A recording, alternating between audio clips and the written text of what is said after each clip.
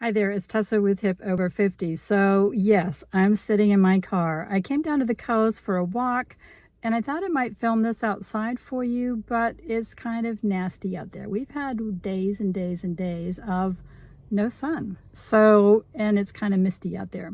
So, I'm Tessa with Hip Over 50, American accent, British born. I moved here several years ago, actually just before the pandemic, and that I started my YouTube channel 2 years ago. And one of my first videos was about what's different between the US and the UK. At the time, my website was primarily geared towards helping Americans come over here or find out what life is like over here. And to my surprise, that video blew up. I was like totally in shock. I still don't quite understand why, because it was my assumption that Americans would be watching, but it turns out a lot of Brits turned in as well and were quite offended by some of the things that I said. But let's recoup. I wanted to go back 2 years later. That was October 2022. Let's see if I still feel the same way in October 2024.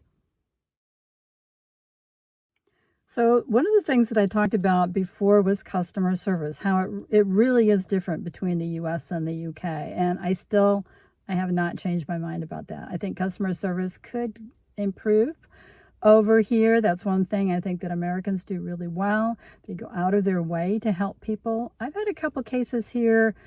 If you go in to see a doctor, no problem. If you go into most restaurants, no problem at all. But it seems to be in the retail shops where you'll go in and they'll just ignore you. I've even had times when I've walked up to a counter, been close to a counter. This happened in Marks and Sparks.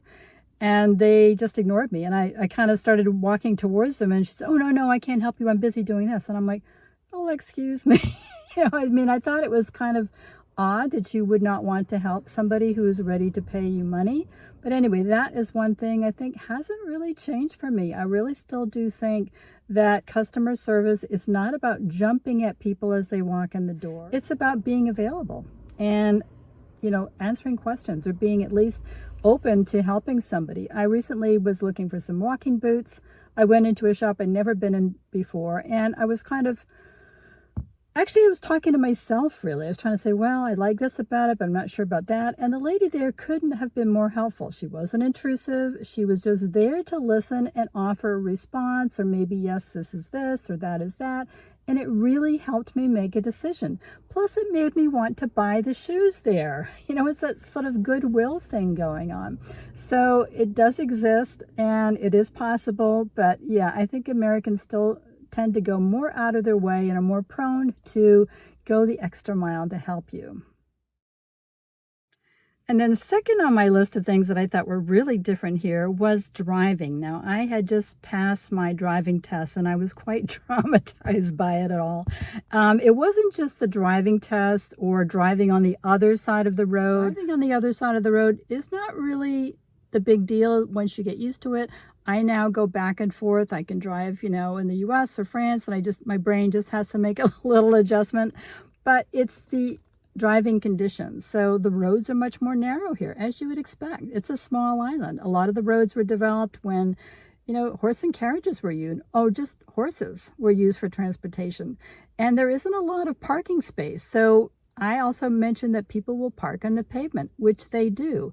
It is not illegal, apparently. I looked it up. The only place that is on the books as being illegal is in London, and that's since 1974.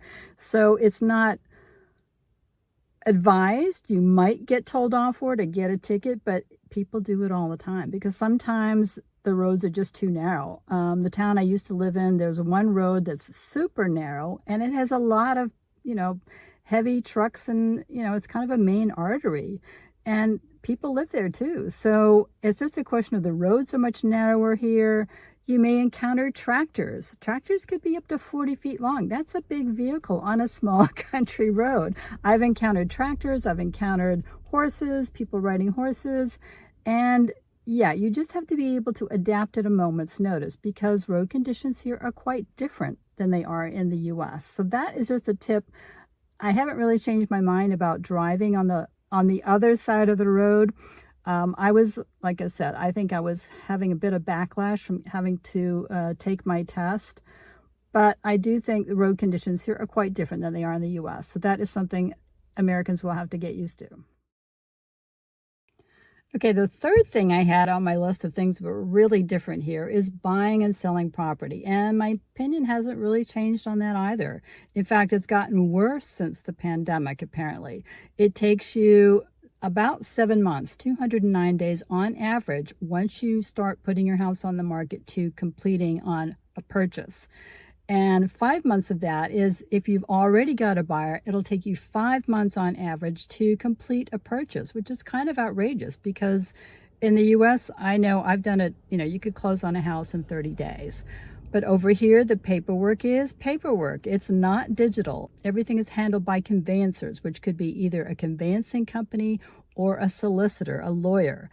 It could cost you anywhere from £300 all the way up to about £5,000, depending on who you use. And since the pandemic, apparently all of these things have gone up and up and up, and a lot of firms have gone online. So they have remote workers who may or may not live in the same time zone you do. And so it's led to a real muddle of a process that has not been resolved yet. Also, since the Grenfell Tower disaster, a lot of conveyancing firms won't even take on a flat if it's in a block of 5 stories or more because they don't want to deal with the 400 pages of paperwork that are required to understand what is involved in buying and selling a flat. I don't think I can say you're going to be happy with the way buying and selling homes is done over here. It is very different than the US and actually very different than a lot of other countries too, even Scotland, who has a little bit more of a US style system. So there you go. I don't think buying and selling has changed at all. That is very different from what you would expect in the There you go. Yes, there are differences to living here, especially if you're American. And I really haven't changed my thoughts on customer service. I think we could improve it here, very much so. It's not about rushing after people or rushing them or getting in their face, but it is about being helpful. And I think we all appreciate that. We all need a little help from time to time. As far as driving goes, yeah, you're driving on the other side of the road. No big deal. You get used to it. It's really the road conditions that are very different here. Now that I've been driving for 2 more years, I'm over the trauma of getting my driving test, and I'm enjoying driving here, but it's challenging. You just got to keep your eyes peeled at all times. It's not like driving on the highway all the time like it is in the US. It's just different. It's just challenging. And as far as buying and selling a house, yeah, I haven't really changed my mind on that either because it's gotten worse apparently. So that's not a good thing. If you were thinking of coming over here and buying a house, you can do that without having the right to live here. You will still be held to the same rules. You can still only live here for up to 6 months at a time, but you are legally able to buy a house here if you so choose. But it is fraught. If you're used to the US system, you will find it very different here. And that is what the whole point of this video is about.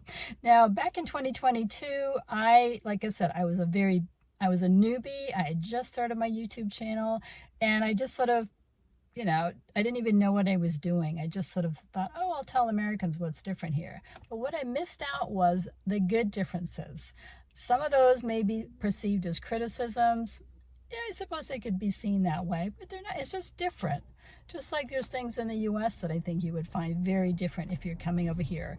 And it certainly doesn't help anybody if I say, oh no, everything's the same, no problem.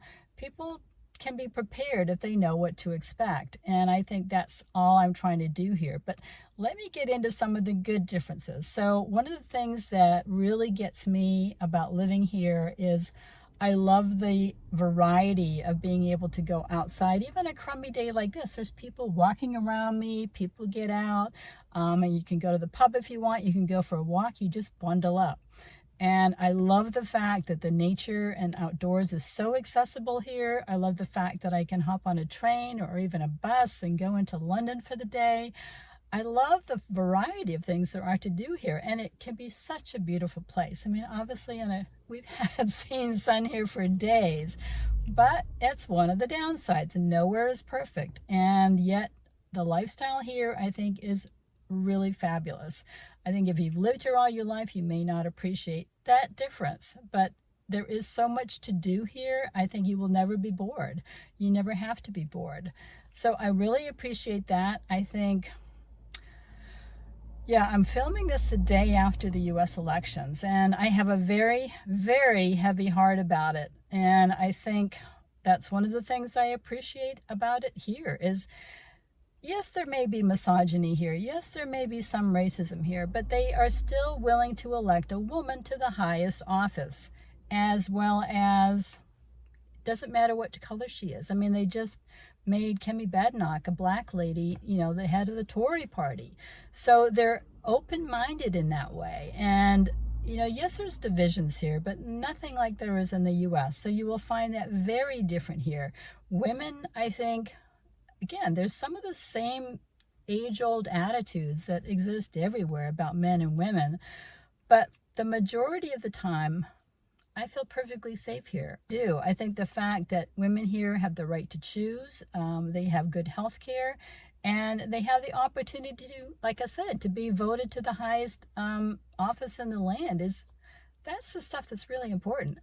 Driving on the other side of the road is kind of pales in comparison to that. That stuff doesn't really matter. What really matters is your own personal freedom. And people have that here. It may not be the most booming economy. It may not be the biggest economy in the world. It may not be a military superpower, but so what? You have quality of life. That is what is important. And I think it's important anyway, and it's very important to me. So if you feel the way I do, I think, yes, there are downsides to living in any country. But the downsides to living here, I can handle. I don't think I could handle living in the US right now. And I'm probably not the only one thinking that. But I'd love to hear what you have to say. But if you have a mean-spirited comment or you don't agree with me, don't even bother, because I'm not going to read it. I'm not going to respond to it. I'll just delete it. So I hope you enjoyed watching this video. I hope you can see that while we have differences between the two cultures, there's good and bad in both. There's no intention on my part to say one is better than the other. One may be better for you and another may be better for somebody else. But this is my take on it. This is what I've found out since living here. I lived in the US most of my life, and now I live in the UK, and I love it. So thank you so much for watching. I will go now and take a lovely walk up over the cliffs and get my daily steps in. And I hope you are doing well. All my best to you, and take care, and I will see you soon on my next video. Bye for now.